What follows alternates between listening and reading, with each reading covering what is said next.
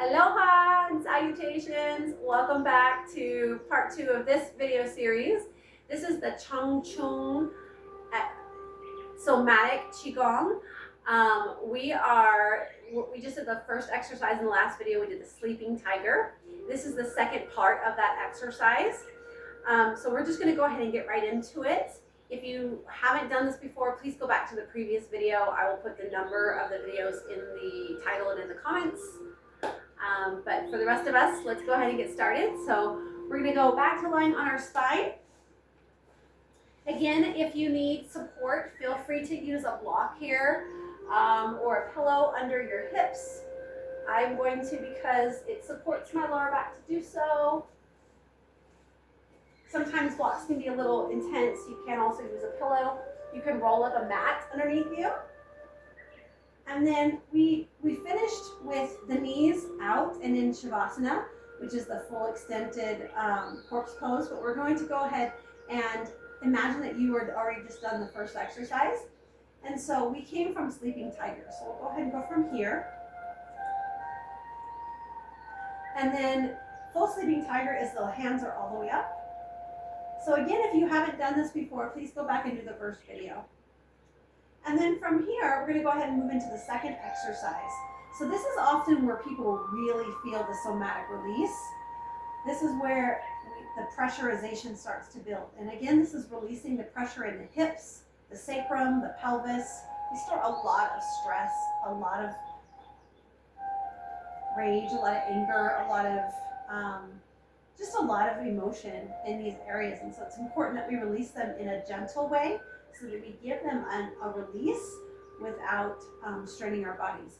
So from here, we're going to go ahead and start to straighten those knees. And we're going to, some people, this is as far as you could go. And you can just actually start by straightening your knees like this and curl the toes under. Place your hands on your abdomen and just start here. If you feel any shaking already in this posture, just stay here.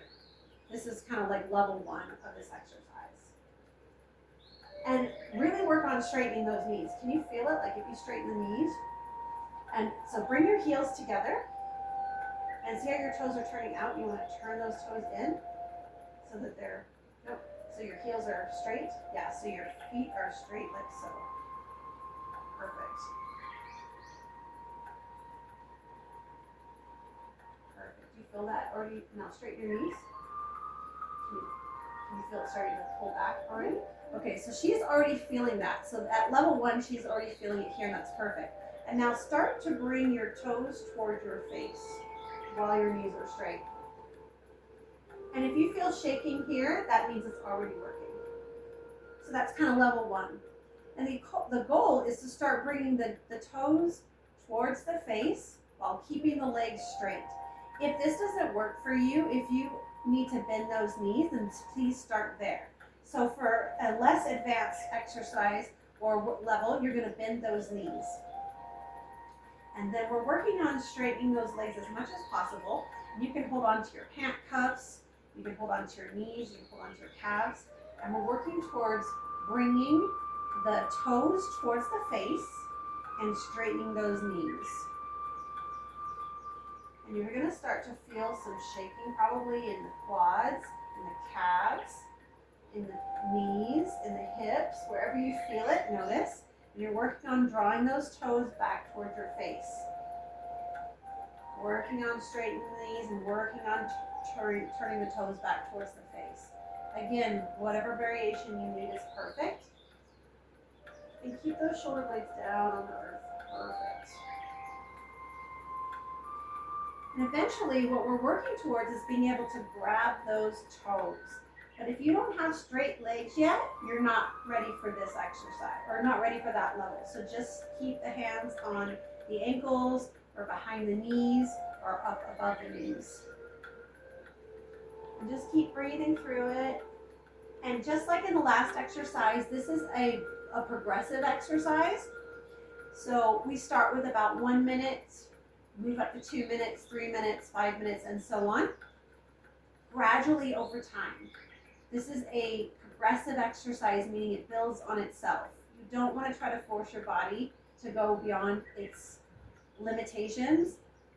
when you first get started. That can lead to injuries, and we don't want to do that.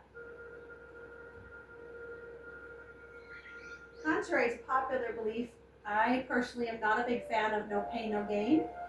What I mean by that is you can feel the pain, but then ease out of it just a little bit. And if you do that, you're giving your body grace, and it will actually work with you more than against you. A lot of people feel like you have to feel the pain in order to have accomplishment. You have to feel the pain in order to see the results. And I found that if you're feeling the pain, you've actually gone a little bit too deep. If you ease out just enough to where you can feel it, but you're not, and by feel the pain, I mean you're not straining. Like you're gonna feel some burn in the nervous system, you're gonna feel some burn in the muscle. That's good pain. We just don't want injury pain, which means you're going too deep, if that makes sense. Like a sharp stab. Like a sharp stabbing, right. Like I can feel it burning, but I can still relax into it, if that makes sense.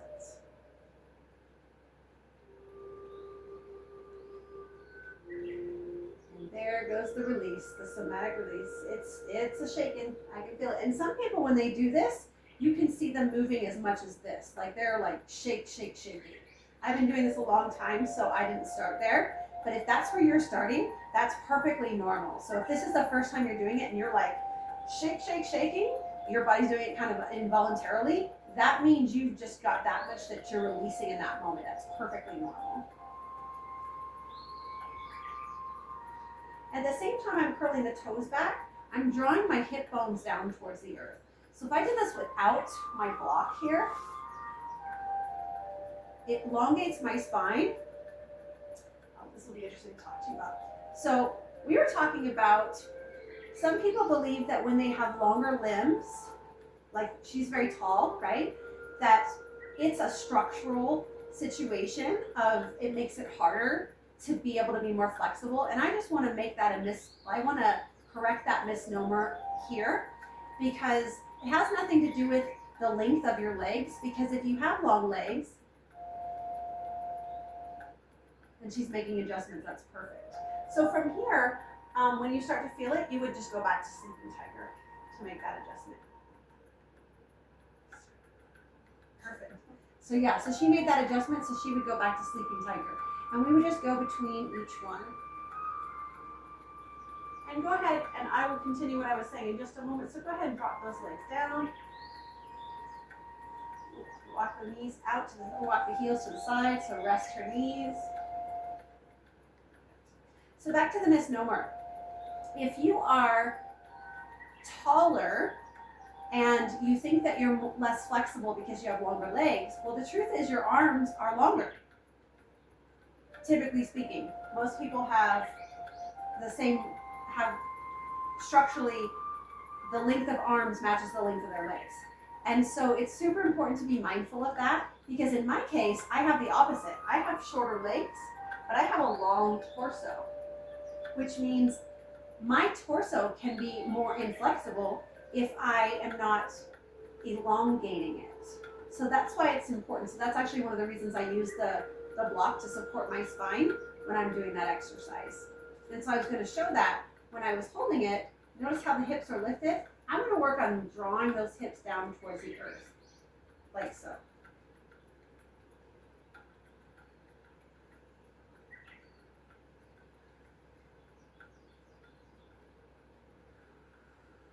And notice my arms are lifted, but my shoulders are dropped down. You don't want your shoulders up here. And ideally you want the shoulders on the floor, so I need to hold on to my ankles.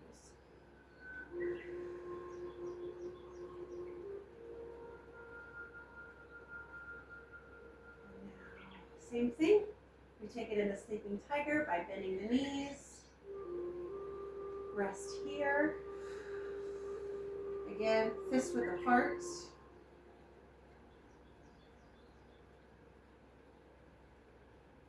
And usually about 30 seconds as you are unwinding or coming out, winding down, coming out of the pose is enough.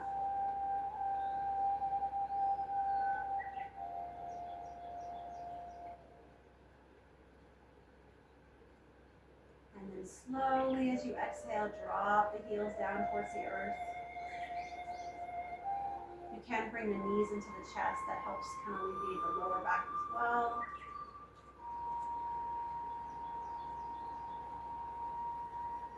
You don't have to do this part, but it feels so good to do so.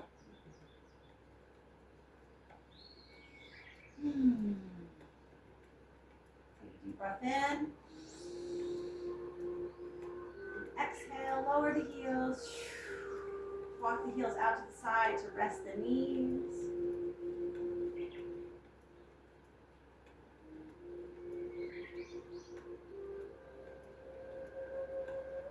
And again, about 30 seconds or so here, or as long as you need. Listen to your body. And then when you're ready, walk those heels all the way down to the earth. You can open the feet out a little bit if you need to take pressure off the lower back and the hips, palms to the sky, resting on the earth, resting Shavasana posture. This is a reset for your nervous system. It down-regulates the nervous system. It's also an integrating posture. We go from dynamic movement to integration.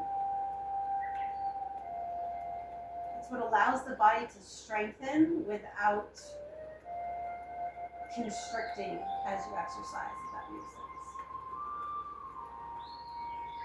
And then again, you can rest here as long as you need to, but for the purpose of this video, we're going to move on.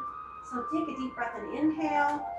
Walk your heels and toes inside and curl yourself into a fetal position. And rest here.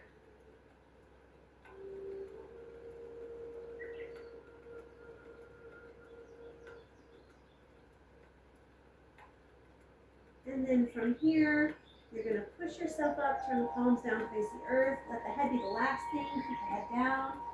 Inhaling as you lift, take it into a tabletop position. Same thing here. You can do a little cat-cow if you want. Kind of working with the spine. You kind of go forward and back. Whatever feels good to your body. You can sit back in child's pose or extended child's pose.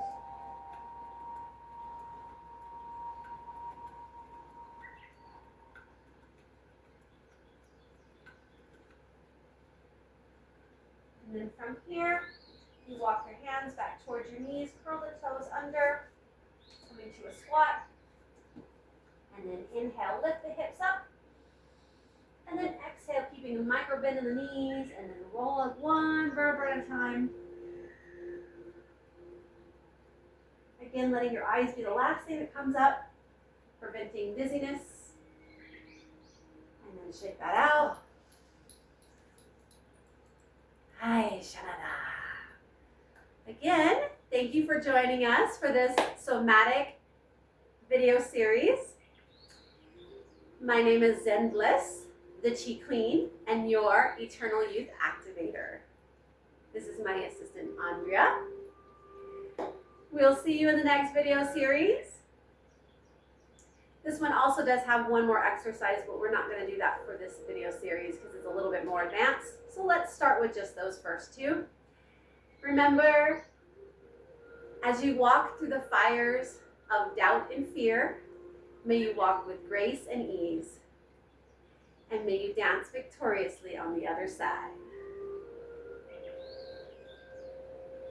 Namaste.